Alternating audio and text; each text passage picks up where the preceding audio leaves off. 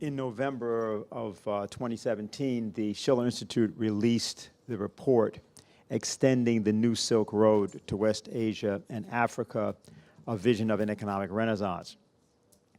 One of the authors of the report, Jason Ross, is now going to address us, and he tells me that the title of his speech is Expanding Possibility. So we'll leave it at that. Jason?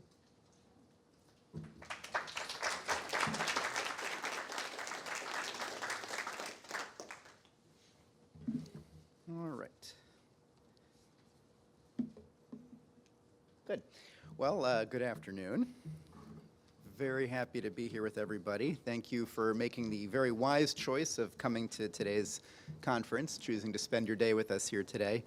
What I want to talk about today is, as the title says, expanding possibility. And what that means is, let's talk for just a minute to think about what is the human species capable of doing. What is possible for us, and what determines, what shapes what is possible for us. So if we look over the time of human civilization, what was possible for the human species to do has changed dramatically over the years. Today, if you're fortunate enough to live, for example, in China, it's possible to take a high-speed train and go somewhere. 200 years ago, it was not possible anywhere on the planet to microwave some popcorn for a snack. Didn't exist. So what's the source of economic wealth? What is it that changes what we're capable of doing as a species? It's the unique power of the human mind to discover principles about how the universe functions and then apply that knowledge to transform our relationship to nature. Unlike any animal species, unlike any plant, unlike moss, our relationship to nature is one that we define, that we change. We do not have a carrying capacity that is fixed. The number of people that can live on this planet depends on what kind of people we are, what kind of people we choose to be, what kind of discoveries that we choose to make. And the basis of Lyndon LaRouche's discoveries in economics came from him recognizing a deeper insight into the relationship between technological progress, scientific discovery, as knowledge translate into the potential for greater economic value. How does knowledge translate into better living standards and, most importantly, the potential for an improved culture where more people are able to participate in that development process as a whole. Now, what I want to do today in particular on that is to focus on some of the recent developments that took place in China, specifically China and African relations. And I'd like to actually set that up by talking a bit about Africa's expressed desires for its own development.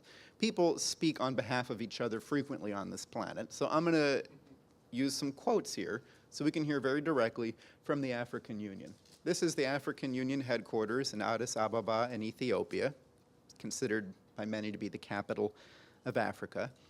And as was just mentioned, in 2013, the African Union set out a plan for what the next 50 years ought to be like.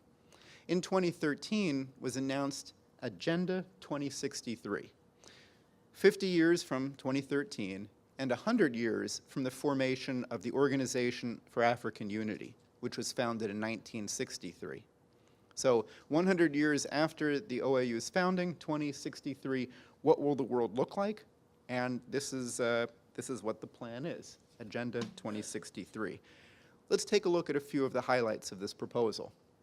There are about a dozen flagship projects. I'll list a few of them. One, an integrated high-speed rail network. Every capital city of Africa, continental Africa, connected by a high-speed rail. The African Commodities Strategy. This calls for increasing exports, increasing trade within Africa. For example, right now, if you added up the imports of all African nations, only 12% of those imports come from other African nations. 88% are coming from countries outside the continent. The goal is to get that up to 50% in the next 2 decades.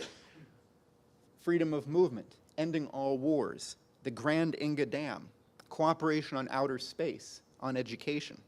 Just to say a little bit about 2 of those in particular, this is the Trans-African Highway Network proposed by the African Union.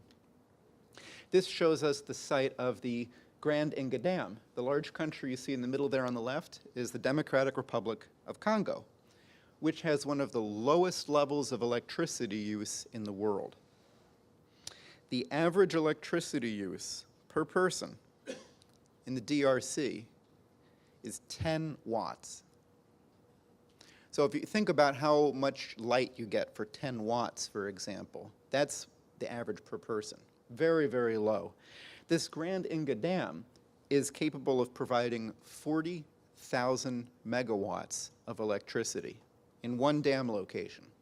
This is enough for millions of people at a high industrial level. This is an enormously important project. And it's one that the World Bank has pulled out on based on environmental troubles that it would cause, is the claim. Apparently people forget that human beings are part of the environment too. Human beings count too, don't we? So let's talk a little bit more about what's in the full Agenda 2063. Here's one of them.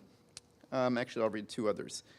We are determined to eradicate poverty in 1 generation and build shared prosperity through social and economic transformation of the continent. We will have world-class integrative infrastructure that crisscrosses the continent. By 2063, the necessary infrastructure will be in place to support Africa's integrated growth, technological transformation, and trade development. This will include high-speed railway networks, roads, shipping lines, sea and air transport, as well as well-developed information and digital economy. Intra-African trade will grow from less than 12% in 2013 to approaching 50% by 2045. Africa's share of global trade will grow from 2% to 12%. Africa will be free of armed conflict, of terrorism, extremism, intolerance, and gender-based violence. The continent will be drugs-free, with no human trafficking, and organized crime and criminal networks ended. Young African men and women will be the path breakers of the African Knowledge Society and will contribute significantly to innovation. The creativity, energy, and innovation of Africa's youth shall be the driving force behind the continent's political, social, cultural, and economic transformation. Africa shall continue to advocate for the reform of the United Nations and other international institutions, with particular reference to the UN Security Council, in order to correct the historical injustice of Africa not being represented on the Council by a permanent seat. Completely eliminate hunger and food insecurity, reduce imports of food, and raise intra-African trade and agriculture to 50% of the total.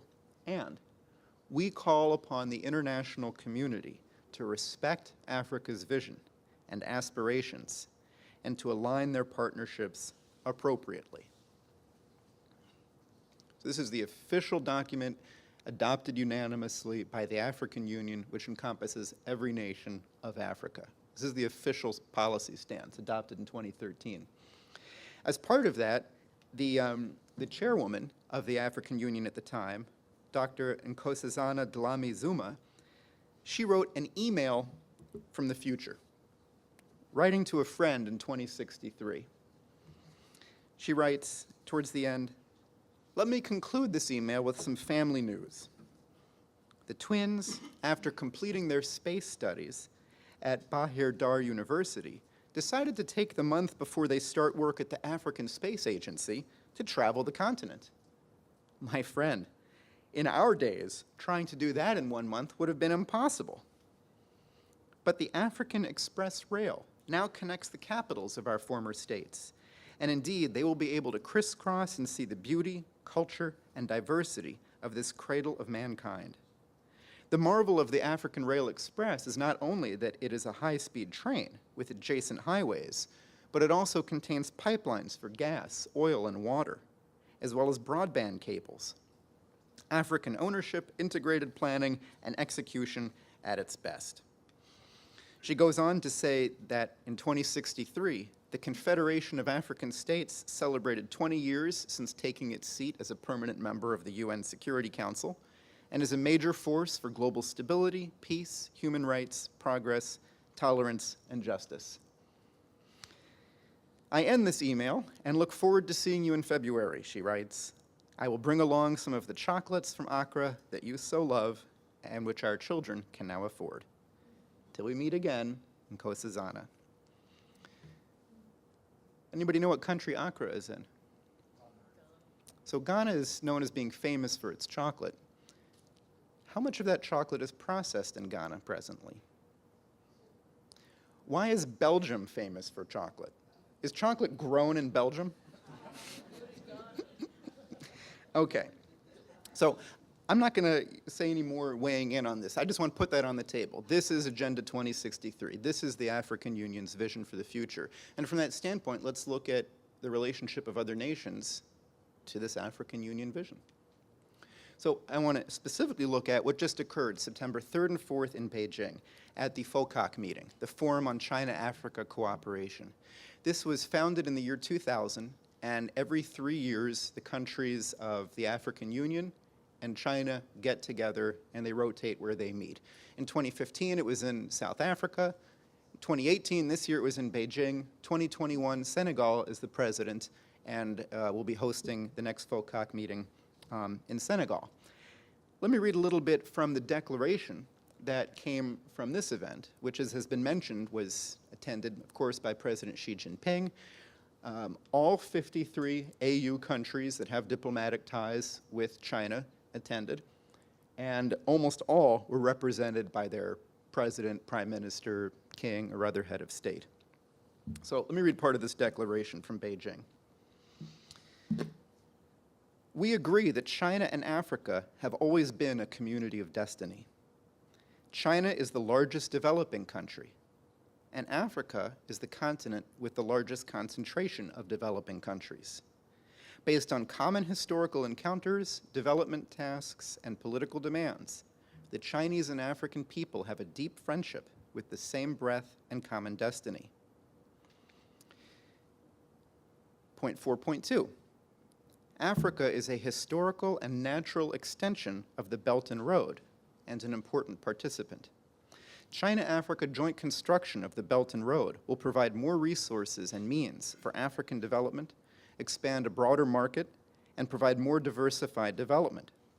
We unanimously agree to closely link the Belt and Road with the UN 2030 Agenda for Sustainable Development and the African Union's Agenda 2063.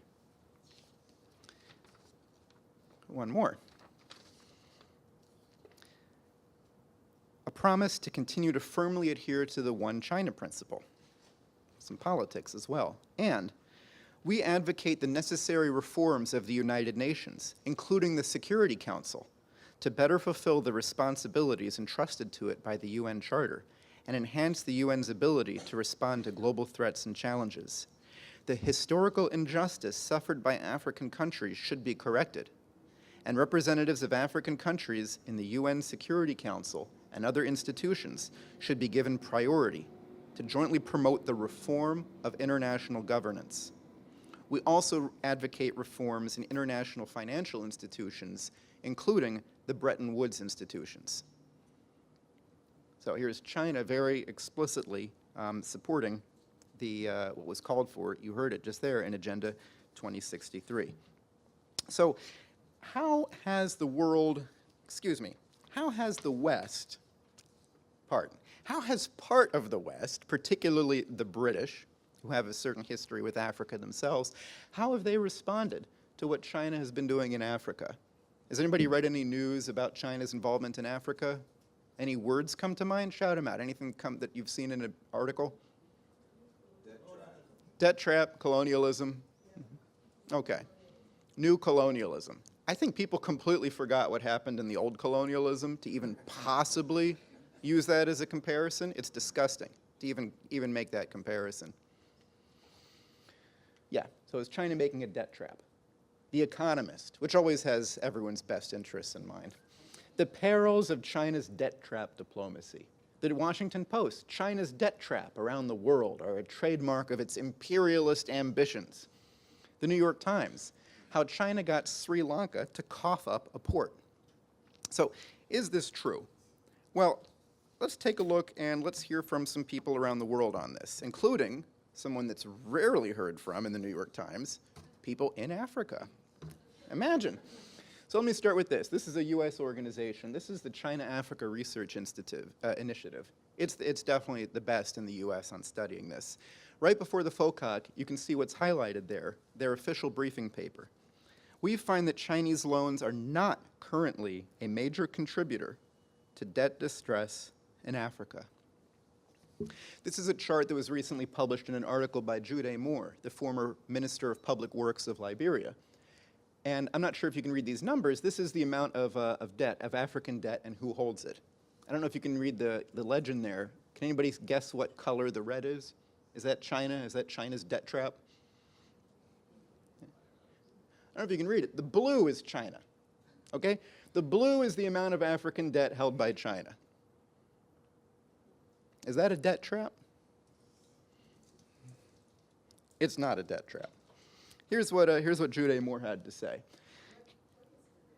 The red is, well, the yellow is private loans outside of China. Red is official loans outside of China. So that would be the IMF, the World Bank, the African Development Bank, other institutions like that. A lot of it's the IMF. So here's Jude Moore. He says, it's almost as if African countries are naive or they don't understand what's happening to them, and China is pulling the wool over their eyes. That's what he said it sounds like reading the New York Times. This almost infantilizes Africans and African leaders. To treat African leaders as though they were just snookered or fooled by China. These projects that have taken place, like the standard gauge rail in Kenya, the Djibouti-Addis Ababa Railroad, these are projects that countries wanted to build, were looking for financing, and then they got it from China. Okay? There are development goals that already exist, and people shouldn't pretend as though, it's very insulting. It's often presented as though African leaders or countries have no ideas, and anyway, well, you can hear it straight from him, so I won't say any more about that. He also said about Sri Lanka, he said, everyone brings up the port in Sri Lanka, but China has given out billions of dollars in debt and financing. And in my view, the fact that the port in Sri Lanka is the only example that people can give, that shows that this Sri Lanka example, this one instance, cannot be considered the be-all and end-all about how China engages its partners. This looks like someone who's pretty important. The president of Nigeria, the most populous country in Africa. Well, what does he say? He says, let me use this opportunity to address and dispel insinuations about a so-called Chinese debt trap. These vital infrastructure projects are perfectly in line with Nigeria's economic recovery and growth plan. Nigeria is fully able to repay all the loans as and when due, in keeping with our policy of fiscal prudence and sound housekeeping. One more, the president of the African Development Bank. Let me be very clear, he says, Africa has absolutely no debt crisis. I think maybe that's enough quotes at this point to make something a little bit clear about that. Let me shift to briefly talk about what development means, specific development goals, and how LaRouche's economic method comes to bear in this. So let's think about this. First off, let's get a sense, sticking with Africa for a little bit, just the size of the continent. Maps are incorrect, as people know, compared to a globe, and you can't make a map that's perfect. You could make a map that's far more perfect than the ones we typically use, because people don't generally get the sense that you can fit China. Can people see the different colored shapes here? What's the purple shape in the upper left? United States. How about the big red thing in the bottom? Okay, orange on the right? Green in the middle? Mexico. Okay. There's Sweden, same size as Madagascar. So this is pretty big, all right? In terms of population, it's a little bit different, right? So here we can see China fits within Africa. Here the different countries or continents, as the case may be, are scaled by their size in terms of population. China, 1.4 billion. Africa, 1.2 billion. US, 0.3 billion. There's England down there, which has a seat on the UN Security Council. It hardly represents anybody on the planet. Let's look at energy. Total energy use. So China uses a similar amount of energy as the US. It uses more, but with 4 times as many people. Look at Africa.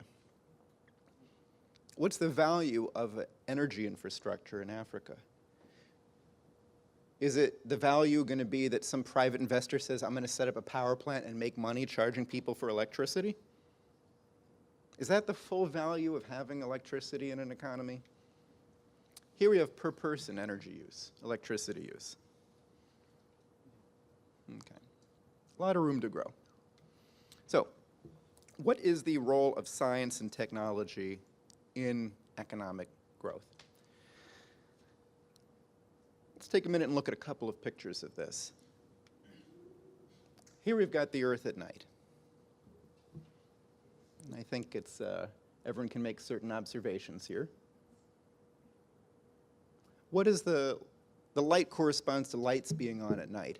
What else do you think it corresponds to? Power? Mm-hmm. Population centers, yes. So let's take a look. Can you identify on the map where North and South Korea are?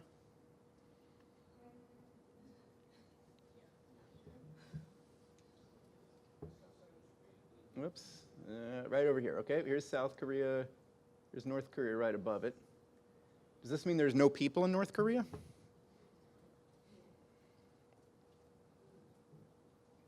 Okay. It's a measure of development. It's a measure of development. So how are we going to make this kind of transformation? One thing, let me just say one thing about energy. You cannot have modern economic development without energy. You can't have industry and manufacturing without energy. You can't have technology and communications without energy, without electricity specifically. Here's the only example I'm going to use on energy. On the left, and especially if you haven't seen this presentation slide before, does anybody know what that molecule is on the left? Methane, okay? And you can see on the bottom there the amount of energy that comes in the combustion of one molecule of methane, 8 electron volts. On the right, does anyone know the name of the process occurring on the right? Fusion, right. We've got deuterium and tritium combining. The total amount of energy, see the numbers down here, 14.1 MeV, 3.5 MeV. Anybody remember from science class what M stands for? Million, but mega, which means a million. So in one fusion reaction, there's 2 million times as much power as one chemical reaction. There's just a limit to what the human species can do. There's a limit to our possibility if we're using chemical energy. There's an even lower limit if we're not even using chemical energy, if we go back to just using the sun and the wind. Okay? Windmills were a great invention centuries ago. They're not anymore. This is what we're going to be looking back at 50 years from now and saying the development of fusion was one of those signal moments in human history that completely transformed what our species could do. It'll be like going to the moon. It'll be looked at that way. Making a solar panel 20% more efficient, no one is going to look back at that in 50 years and say that was what made the difference. No one is going to say that. It won't happen because it's not true. So let me finish with quoting from a paper written by Lyndon LaRouche about what economic value creation is. This is from a paper he wrote some decades ago, Dr. Karl Marx, Refuted. He writes, "The great work of the soul is to transmit to present and future souls an increase of the potential for accomplishing the work of the soul, as we today have received such increase of our own powers from the work of souls over countless generations who have gone before us. What is the work of the soul? Anybody have an idea of what the work of the soul is in regards to economy?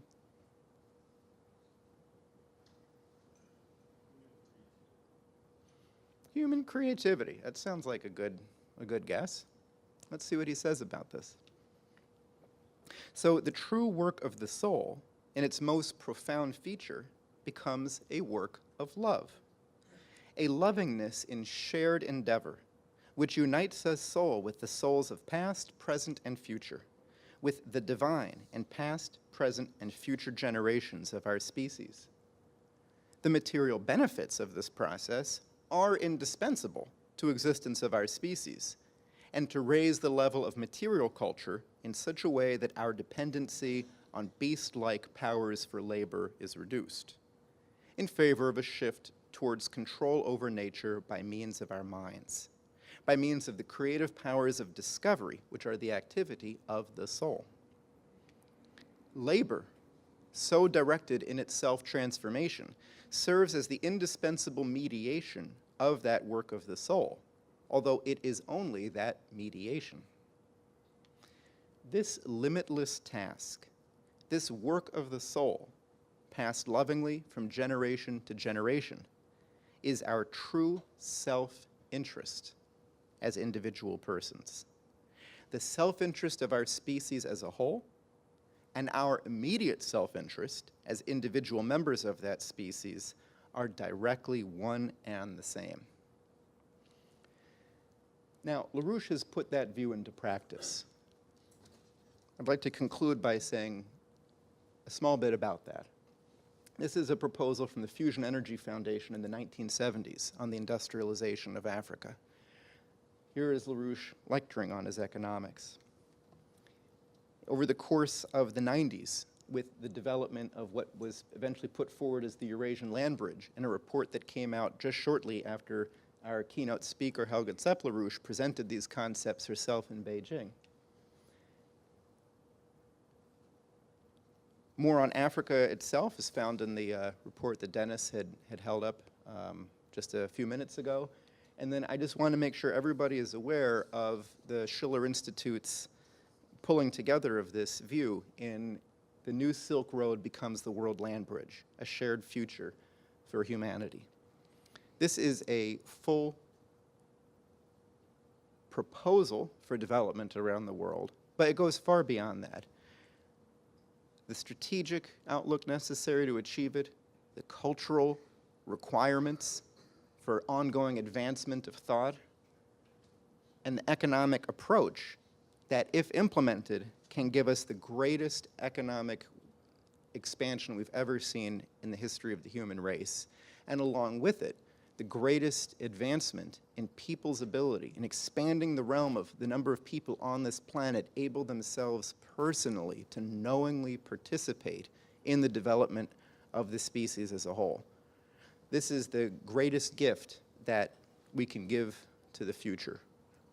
The knowledge to young people that they are needed, that there is a mission, and that they'll be able to look back on their lives with satisfaction as having done something of enduring value for the necessary advancement of the species as a whole.